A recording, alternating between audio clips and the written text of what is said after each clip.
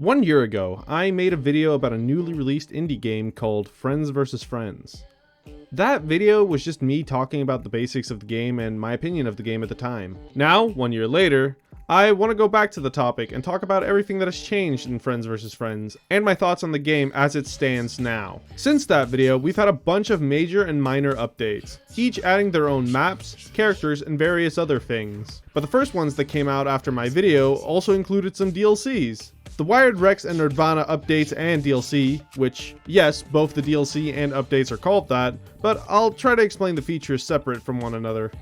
Anyway, the Wired Rex update added the map Gas Station, which is a great big open map that really works well in any modes that have more than 2 people, because there's enough space for everyone to move around without it feeling claustrophobic like in maps such as Island or Trucks. The update also came with the adorable Cluster Jr., the nerdy and techie rat who always starts with 2 mini turrets. Then the Nerdvana update added the map Tabletop, which I think is definitely one of the funniest maps. Being the size of a minifigure fighting on a D&D table set is just an amazing concept that fits the theme of the update beautifully. And speaking of fitting the theme, the added character Roberto Mulligan does just that. They seem to be the DM of the group and has most of their voice lines fit the D&D theme, and their ability being to copy the opponent's ability seems to fit the narrative of role-playing. Now both the Wired Rex and Nerdvana DLC have NPCs inhabiting the respective stores. Racco the hyena mechanic and Spoons the koala store clerk, who much like Baba will offer the player special missions for rewards. And I would show more footage of these two, except I don't have the DLC because I'm poor. If you're a broke boy, just say so. Then between Nerdvana and the next major update, there was a minor update called the Spring Cleaning Update. Man, I said update a lot of times just there. That added a statue honoring the first player to reach 10k wins in Quick Battle,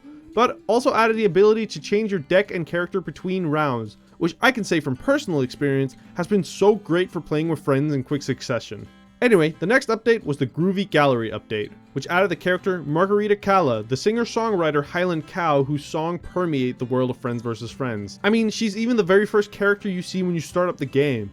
So I'm honestly kind of surprised that it took her this long to find her way into the roster. Though I guess with that hairdo, she would have a little trouble finding her way around. But I'm glad she made it regardless. Other than Margarita, the update added the Museum map, a 3-tiered map with various artistic masterpieces, including a rendition of Steamboat Willie since he became public domain during this update. The update also had a change to the way that quests work in the game. Now instead of the daily and weekly missions, you have the daily missions which give out the big reward of XP and PAL price coins, and then an endless amount of small missions which give small rewards of XP and PAL price coins. Now, if you're in the Friends vs. Friends community, you probably recognize the next person that was being teased, spending almost an entire year campaigning on Twitter.com. The next character to be revealed was Sierra.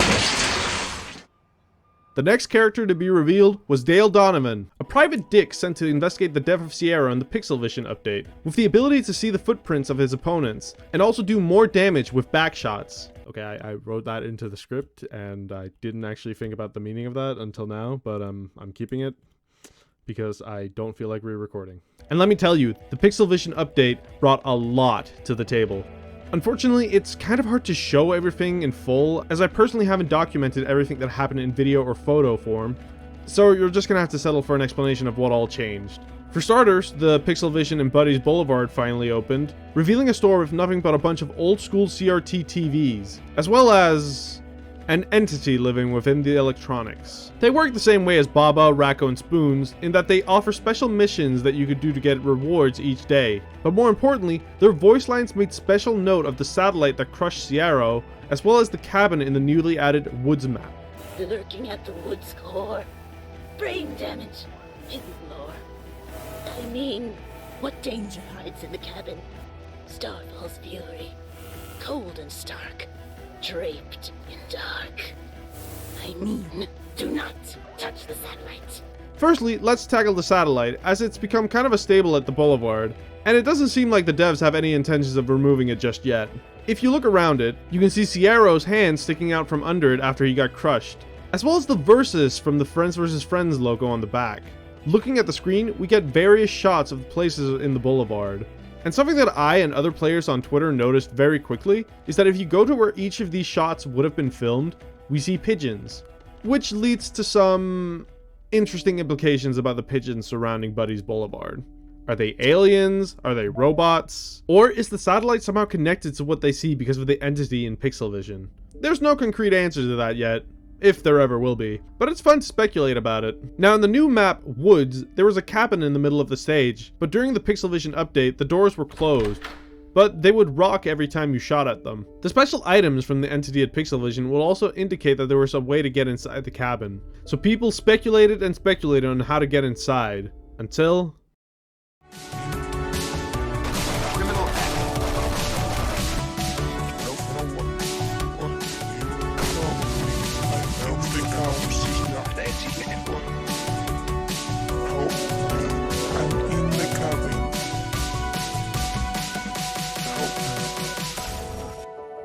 Just wanted a friend.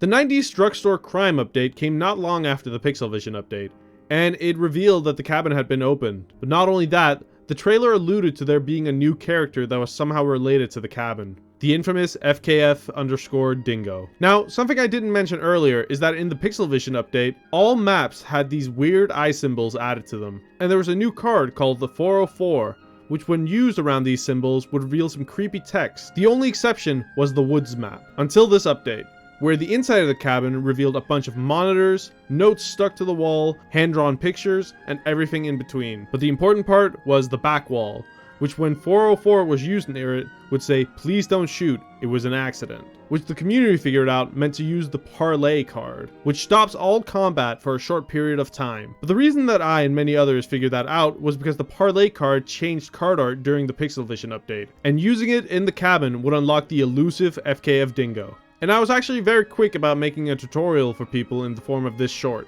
Now you probably have a lot of questions about Dingo.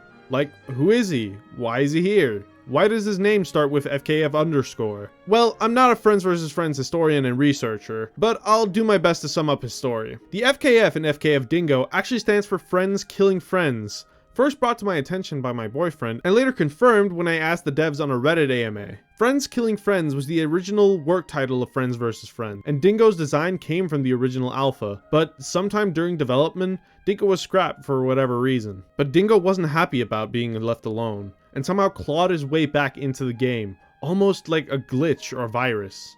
He's not supposed to be here. He never meant to hurt Sierra. It was all an accident, and he didn't know how to fix it. The notes inside his cabin clearly shows that he regrets what he's done, but he just wanted to be a part of Friends Town.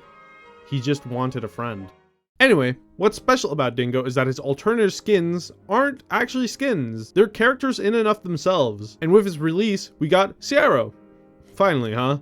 Jahar Farms, a character made by a brainwashed associate, Demonic Bear on Twitter. And finally, Laika, from other video game by same developer, Laika. This bit sucks. Each of these quote-unquote skins come with their own unique character cards, so each of them is basically a whole new character that just replaces Dingo. But honestly, I can't bring myself to use any of them, because I feel bad for replacing Dingo in the main lobby. I know it's stupid to say because he's nothing but a bunch of pixels, but I actually do feel bad for Dingo. Anyway, that's enough yapping about dingoes. Let's talk about the other stuff that the update brought. We got a new map, FVF_pool_day, a map based on old Counter-Strike custom maps, complete with a rules list and everything.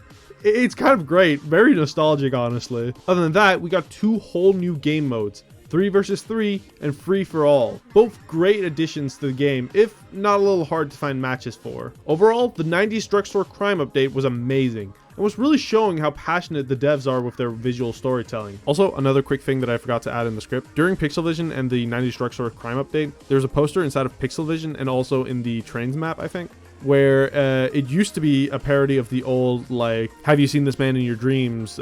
Publicity stunt.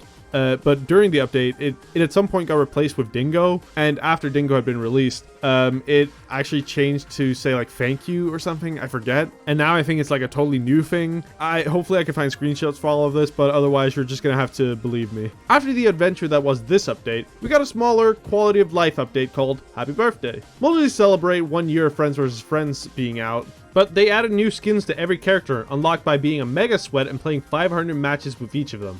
And before you ask, yes, I have spiked Remingtons. As well as a new map called Reality, which is a visual treat in terms of Easter eggs, but also works great for bigger group fights thanks to the large amount of surface area. And it kind of reminds me of a Mario Kart map. Other than that, there was a new machine added to Cash's store, a card recycler. used to either get one card you don't already own, or a shiny version of a pre-existing cards to flex that you're better than everyone online. Finally, we get to the most recent major update as of the recording of this video, the expensive update, which has added a lot of fun stuff. Firstly, it added prestige to the game, letting you start all over from level 100 back to 1, which I did by accident because I'm not very good at reading. I am a Dragon Ball fan. Other than that, they finally implemented the trophy case, used to show various in-game achievements you've achieved. Another thing that got implemented in Buddy's Boulevard is the fan art gallery. And, you know, not to flex or anything, but you know your boy got in with some Spike Remington fan art. I genuinely can't express how much of an honor it is to have something I made forever be part of a game that I love. And I don't know if they'll ever see this, but I want to thank the developers from the bottom of my heart for being included. Now that I'm done glazing myself, I do want to mention how awesome the gallery is. So many pieces of amazing fan art are displayed, and also this. Beautiful. Last to come from this update is another set of 3 Dingo characters, 2 of them being furry streamers, Duper64 and Pogonip. I hope I'm saying that right. I'm not really familiar with their content, but I love their designs. They fit in great. And the last one is, I'm so sorry if I mispronounced this, Gr0ovy Roadstein? Frog, and was designed by Barney Rooster on Twitter. Seeing more skins added to Dingo makes me think that any future collab skins will probably just be added in Dingo. But that's just my assumption based on what we've seen from this update. Having my entire game basically reset with the prestige made me appreciate a lot of what I had before. It kind of reminded me of why I liked this game so much. Having to recollect all the cards, characters, and rebuilding my decks back to their former glory. It's been fun, if maybe a little frustrating at times. I've been enjoying my time playing to build up my level and get rewards again. And I've been enjoying having to try new strategies due to unavailability of certain cards. At the end of the day, the reason I love Friends vs. Friends is because it's a fun game. Most of the games I play are single player experiences, so I usually end up playing alone. Having a game like Friends vs. Friends that is easy to get into and usually a fun time for everyone is just nice to have around. There aren't really many multiplayer games that I can fully get into. Most are either like Fortnite or gritty shooters or generic survival games. For me, Friends vs. Friends is the game I still want to boot up with friends and just spend all night playing with and against each other. So I can't wait to see what the devs have planned for the future. And I can't wait to put another 100 hours into this game. Jesus Christ. Anyway, thank you all for watching. I hope I staved off your existential dread for however long the runtime of this video is. Remember to like and subscribe. Please don't come back, and have a great day. Bye bye. That got me on X game mode for real, dead ass, no cap on a stack.